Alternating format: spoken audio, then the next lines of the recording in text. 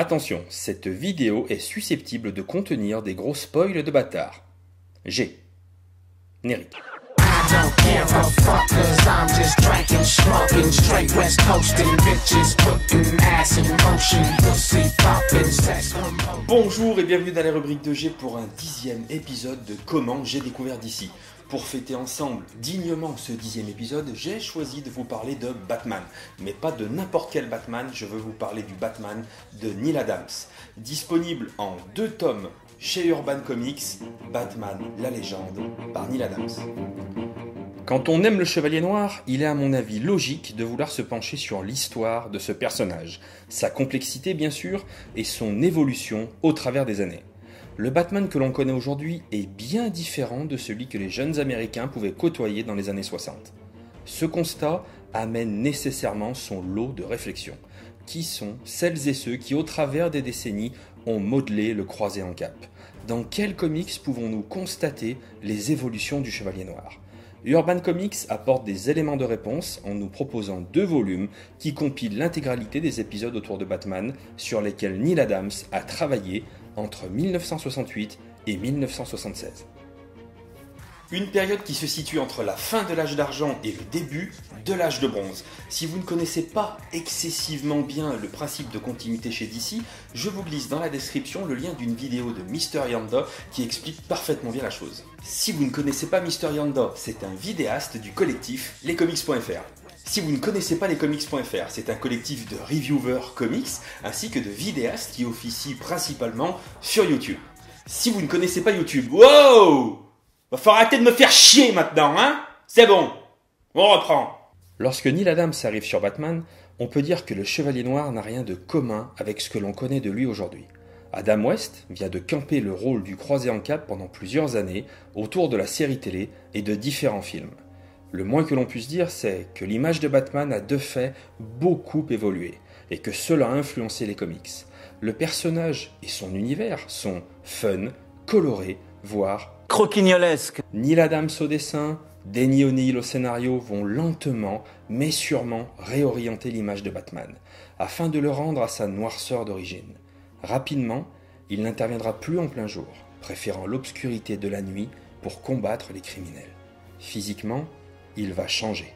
Il sera moins massif, son corps sera plus sec, plus noueux, ce qui donne le sentiment que Bruce Wayne est extrêmement préparé pour accomplir sa destinée.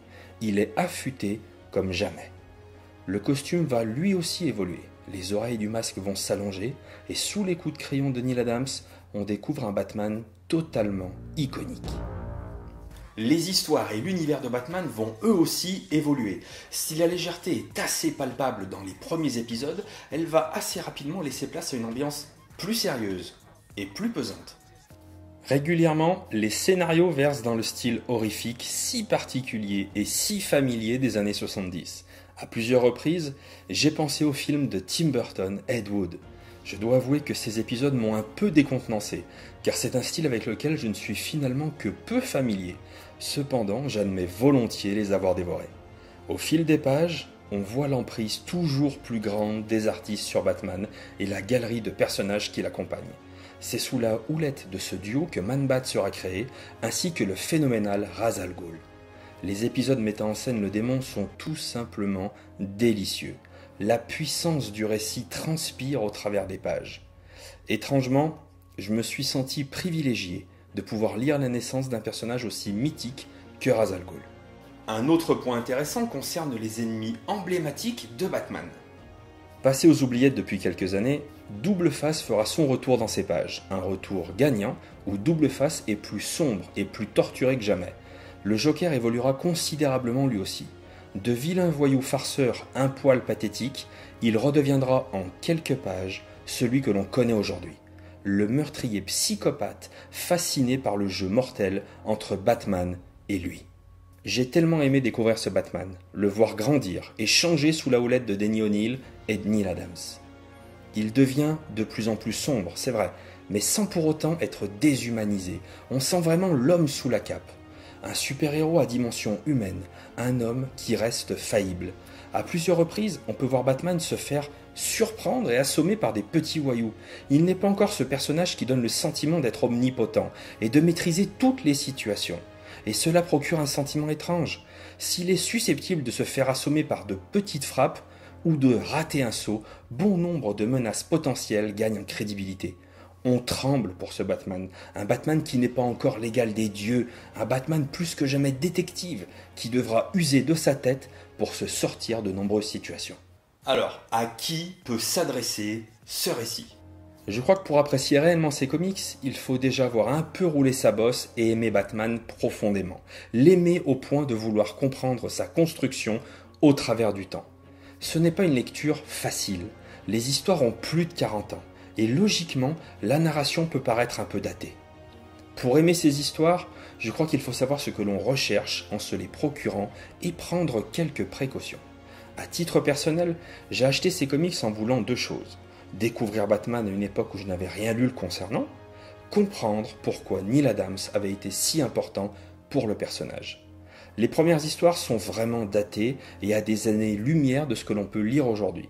Il faut savoir contextualiser sa lecture, ne pas oublier à quelle époque cela a été écrit, à qui cela s'adressait et quels étaient les canons de l'époque. J'ai vraiment eu à plusieurs reprises le sentiment d'être une sorte d'Indiana Jones des comics, à la recherche du comics perdu, comme si en lisant ces comics, j'étais en train de fouiller dans des vieux parchemins à la recherche de quelques informations pour mieux comprendre le Batman que l'on peut côtoyer encore à l'heure actuelle. C'est souvent dans le passé qu'il faut savoir se retourner et chercher pour comprendre ce qui arrive aujourd'hui. Et c'est aussi valable dans les comics.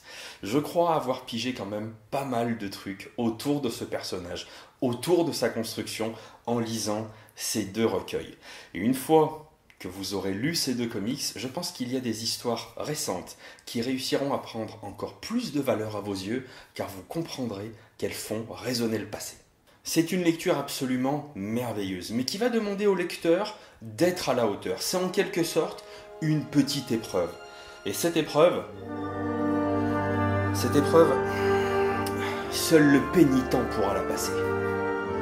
Bon, là, normalement, il devait y avoir une coupure, je devais être dans le désert à cheval avec Sean Connery pour qu'il y ait la petite référence Indiana Jones, mais c'est trop cher, j'ai pas le budget, quoi. Alors déjà, j'ai pas le numéro de téléphone de Sean Connery. Ensuite, mais vous avez vu le prix des chevaux ? Sans déconner, je peux à peine me payer un poney. Bon, j'ai laissé tomber, quoi, parce que bon, les rubriques de G sur un poney, non, mais ça fait ridicule tout de suite, que les pieds auraient frotté par terre. Non, c'est pas bon. Voilà, donc c'est la fin de cette vidéo, hein. Je vais poser ce chapeau qui est certainement magnifique, mais qui ne me va pas. Et je vous dis à très bientôt déjà dans les rubriques de G. Vous connaissez la chanson, kiff, like, partage. Cette émission, c'est un petit peu la vôtre. Et on se retrouve dans l'espace commentaire pour parler de Batman, la légende, par Neal Adams. À bientôt.